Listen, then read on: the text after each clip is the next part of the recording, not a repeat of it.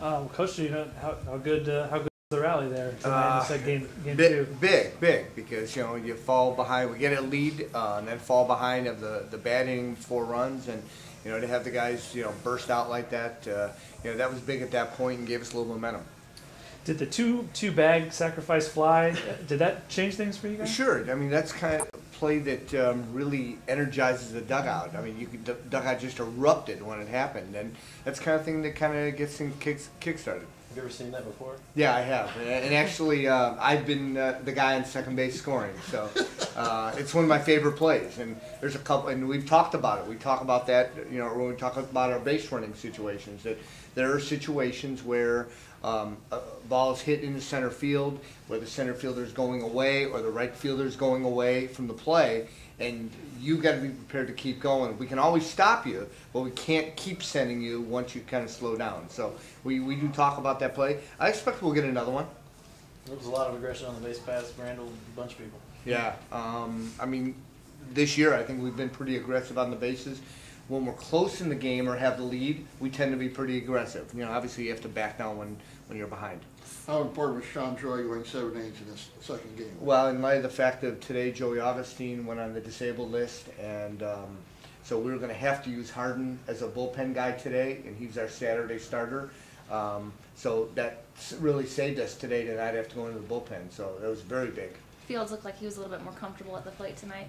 Yeah, he and I talked the other day. I don't know if you noticed, but midway through the game he switched and went to the right side. He's always been a right-handed hitter.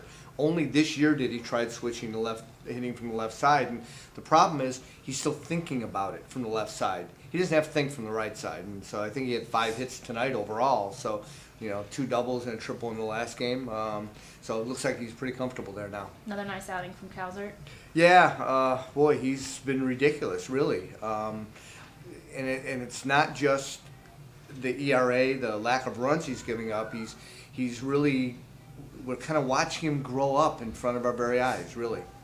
How big was he that game? First game, comes in with nobody out, bases loaded, and gets you out without giving up anything else. No, it was, we're kind of looking for that guy to be able to do that role right now. With Chuck out, we're trying to find that guy to do that. I know Shivers has had the experience to do it, but, we just used him a couple nights ago, and, for Corey to come up big like that, gives us a chance to win.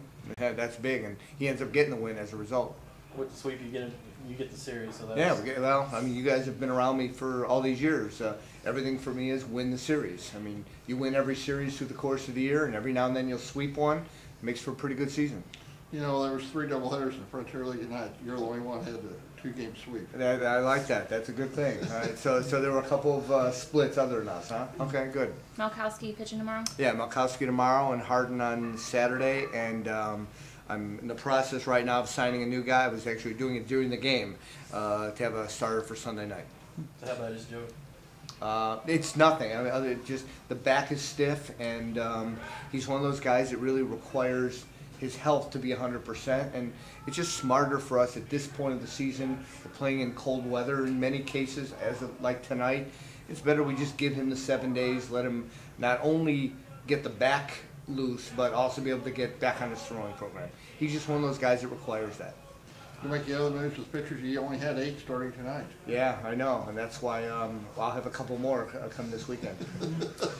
How well do you think you know your team now, Mike? Through six games, do you think you know as much as you had hoped at this point, or a little better? Well, the challenge is this point of the season with so many new guys. You're trying to learn who can do what, and who can we do what in what situations, and we're learning that by the day.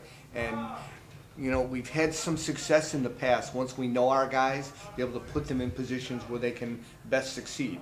Still trying to learn that for all of them, but by the day we're getting it.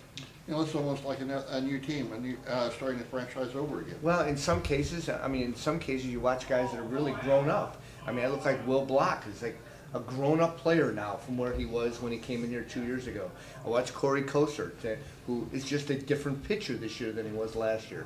That changes the equation of who we can do what with and when they grow up before our eyes like that.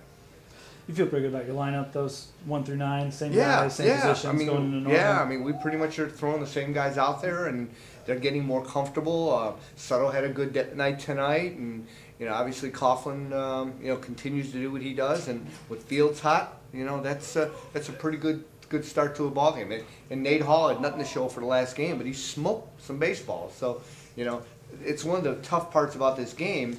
I have a friend that does a series of videos and audios on hitting philosophy, and he said the evil thing in baseball is batting average, because it's one of those things that you can do everything right for 4 at bats. You can smoke 4 balls. The pitcher knows you beat him. The pitcher's mom knows you beat him, and you go in the next day going, God, what do I have to do? I mean, you know, I'm 0 for 4 yesterday. So in his case, we just hope he stays with the fact that he smoked some balls tonight. And then with Fields, is he can he hit? Is he a better power hitter from the right than the left, or what's a big advantage? No, I mean he's always been a power hitter from the right side. So the left side was just something he was experimenting with, and what he found was that, and you can ask him more about it, is that he was tending to think too much about his mechanics hitting from the left side. He doesn't have to do that from the right side. He just gets up and hits.